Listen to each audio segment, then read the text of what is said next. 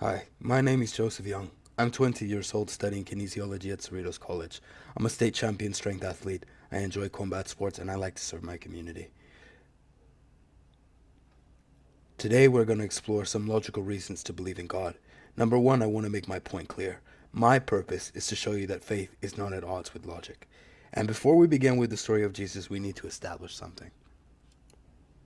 It's very common to believe that religion and science are opposites, that they somehow disprove one another. But science was not designed to disprove religion. It was made to look at everything around us and seek out the truth. And religion was not made to disprove science, but to look at everything around us and seek out the truth. To do that, they asked two different sets of questions. While science deals with what and how, religion explores who and why. And if these sets of questions are answered truthfully, then none of them will contradict each other. Now, when you isolate the story of Jesus, it becomes clear that there are only three possibilities. Jesus is either a liar, a lunatic, or he is the true Son of God.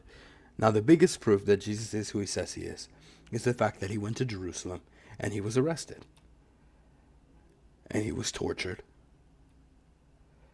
and he was crucified and he died.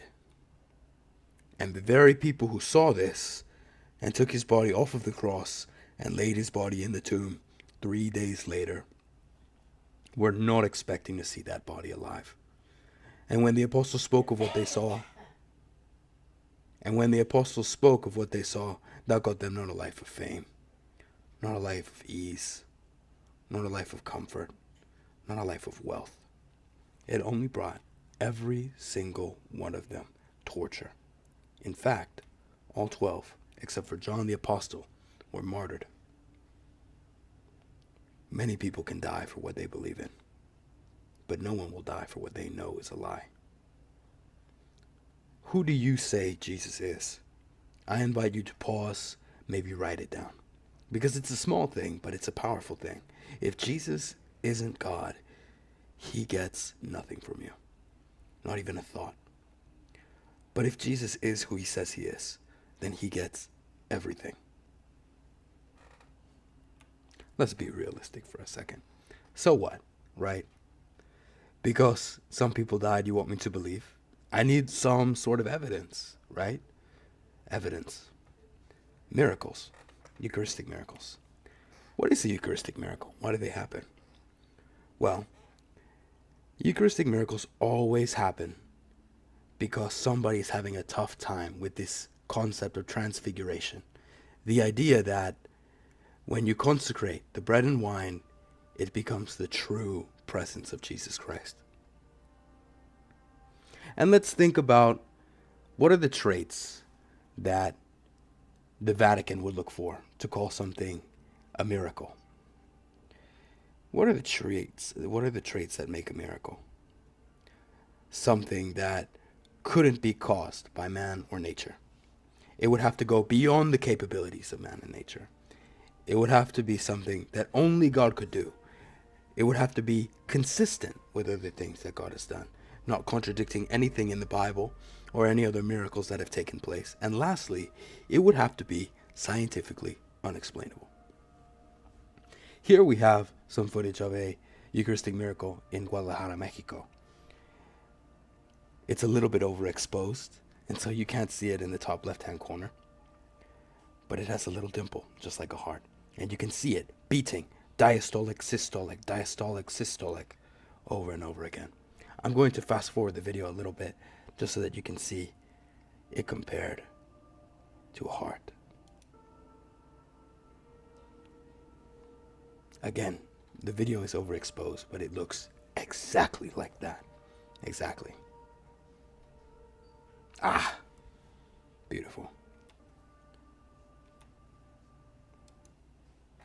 All right, so the miracle of Buenos Aires. On August 18, 1996, after Holy Mass in Buenos Aires, Father Alejandro Passet found a discarded host on a candle holder. It was too dirty to consume. Now, the way that you're supposed to discard a consecrated host is that you put it in water, you wait for it to dissolve, and then you throw it out on the earth. You pour it out, and then you pour it out on the earth. So, he did just that. He took a glass, He put the consecrated host inside of the glass of water and stored it in the tabernacle to wait for it to dissolve. On August 26th, he opened the tabernacle and discovered that the host had turned into a bloody substance. He informed Jorge Bergoglio, now Pope Francis, and they took photos on September 6th, revealing an enlarged but bloody fragment, which they kept secret for 3 years. Now, some people believe that this is a reason to doubt the authenticity of the miracle. They say if you believe this was a genuine miracle, then you should have come forward with it right away.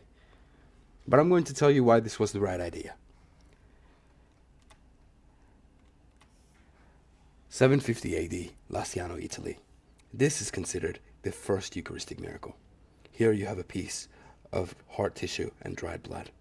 And when you scratch the dried blood, fresh blood comes out. Neither of these articles are sealed. Their containers are open to the air and have been exposed to temperature, air, and bacteria for almost 1,300 years. If somehow, some way, a crazy person put a piece of flesh in the tabernacle, it would have rotted away in less than a year. But if this was a genuine Eucharistic miracle, then a year would be nowhere near enough. Eucharistic miracles do not decay. And so, this was exactly the right idea from Cardinal Jorge Bergoglio. After 3 years, they saw its unusual lack of decomposition and decided to have it scientifically evaluated. October 5th, 1999, under close supervision, they took a sample of the bloody fragment and sent it to New York for analysis. To ensure an unbiased study, its origin was not disclosed to scientists. This man on the left, Dr. Frederick Zubiguet, is a renowned cardiologist and forensic pathologist, and he confirmed that the substance analyzed was genuine flesh and blood with human DNA.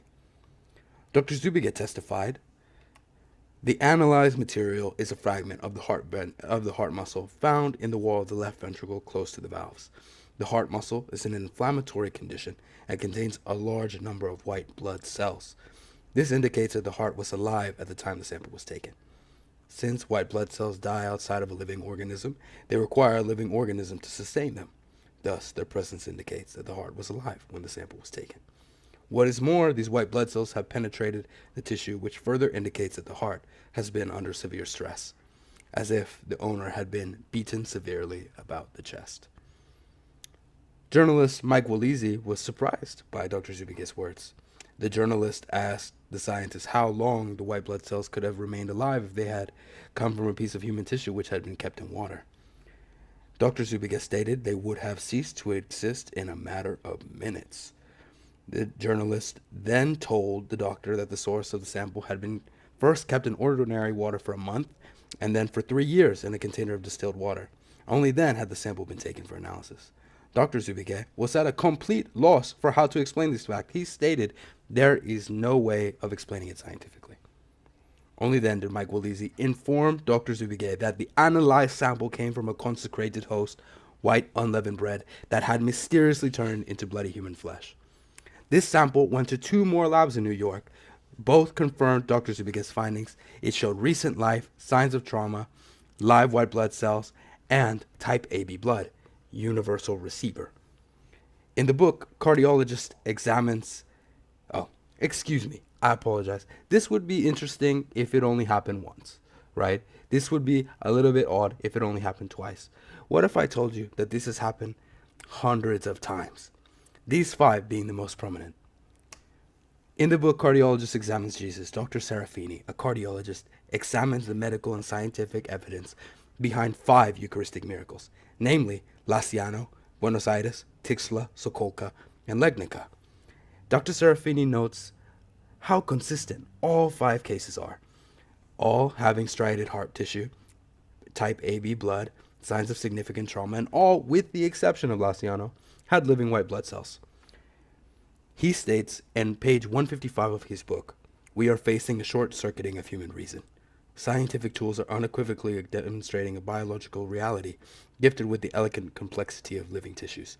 Yet, those rigorous tools utterly fail to establish where those tissues have come from and why they continue to exist, somewhat immune to natural decay, defying biological laws. So where does that bring us?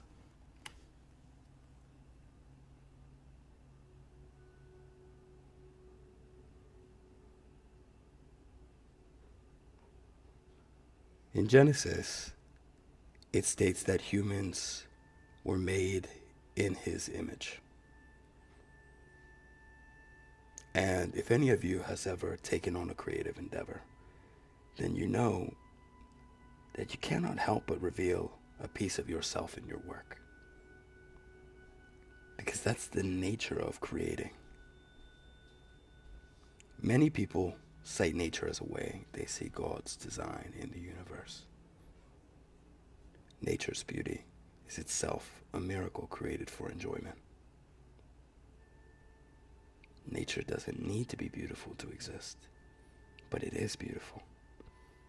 And if there is a creator, it speaks about that creator's certain eye for beauty, and by extension, the mind of the creator itself.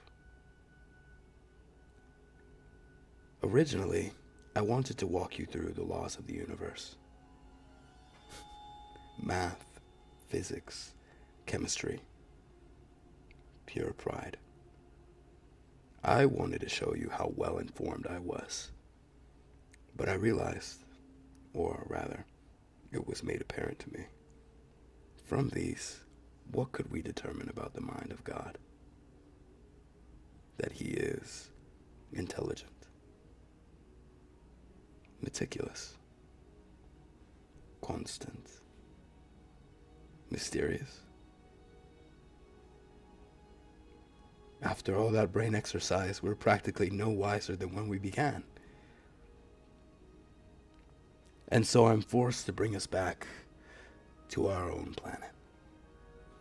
Because nothing reveals the character of God more than planet Earth.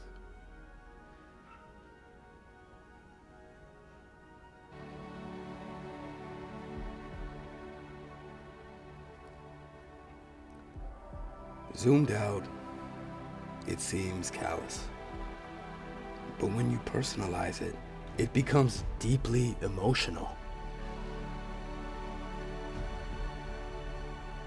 The mechanism is constant, yet it gives birth to something new every day. Every part of it necessary and connected.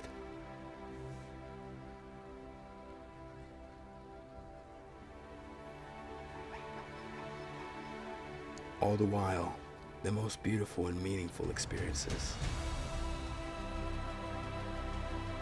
Born out of struggle. There is no labor without leisure. There is no safety without danger. There is no joy without pain. There is no love without sacrifice. The existence of predators calls prey to improvement. What can we determine about the mind of God from this? Now comes the part where I must address the weakest points of my speech. Science is indeed designed to look at everything around us and seek out the truth. But if the same is not true about religion, then the credibility of the church means nothing. However, the credibility of the scientists remain intact. The credibility of the church means nothing. However, the credibility of the scientists remain intact. You're free to view their findings and decide for yourself. Secondly, you may have noticed a lack of math or statistics in an essay about logic and reason. If I had some statistics, that might have really helped me out. Would have helped back up my evidence, drove home the point, really made my words more credible. I included stats in many of the first iterations of this speech, but it did not make the writing more compelling. In fact, it would have only wasted your time. The truth is that to somebody who does not believe, the stats are not important. But I have some here for you, if you wish to read them. In his book, Science Speaks, math professor and chairman Peter Stoner outlines the probability of one person fulfilling just 8 of the messianic prophecies in the Bible. A 1 in 10 with 16 zeros after it. One person fulfilling 48 prophecies, a chance of 1 in 10 with 156 zeros after it. Jesus didn't fulfill 48 prophecies. Jesus didn't fulfill 58 prophecies, not 68, not 78, not 88. Jesus fulfilled 300 prophecies in 3 years. The Bible has 1,500 prophecies that have been perfectly fulfilled, 500 that are still on the way, thousands of miracles, hundreds verified, thousands of saints, and there will be many more. The point of this speech was to show that faith is not at odds with logic, that belief does not go against reason, that love of God is not hate of science.